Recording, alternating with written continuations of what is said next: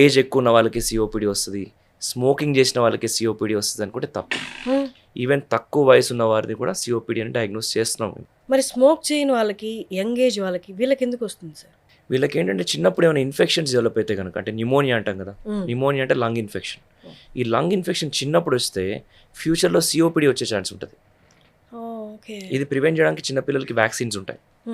Vaccines వేయని కిడ్స్కి చాలా మందికి చాలాసార్లు న్యూమోనియా వస్తే కనుక that is an insult to the lung. అలా అయినప్పుడు గ్రోత్ ఎఫెక్ట్ అవుతుంది. గ్రోత్ ఎఫెక్ట్ అయినప్పుడు ఫ్యూచర్లో సిఓపిడి వచ్చే ఛాన్సెస్ ఉంటాయి. ఇది నెంబర్ 1. కొన్ని జెనెటిక్ కారణాలు ఉంటాయి. నెంబర్ 2. Number 3 air pollution. ఇప్పుడు హైదరాబాద్లో మన పొల్యూషన్ లెవెల్ చూస్తే 125, 175 వరకు ఉంటుంది, PM 2.5. So 25 PM 2.5 is equal to 1 cigarettes pollution. Okay, so అలాంటిది ఎవ్రీడే 5 to 6 సిగరెట్స్కి ఎక్స్పోజ్ అవుతున్నట్టు కదా ఇప్పుడున్న పిల్లలు.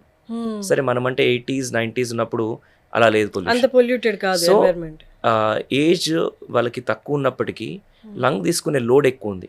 వాళ్ళు స్మోక్ చేయట్లా, కానీ ఆ గాలే అలా ఉంది. ఆ గాలే పొల్యూటెడ్ ఎయిర్.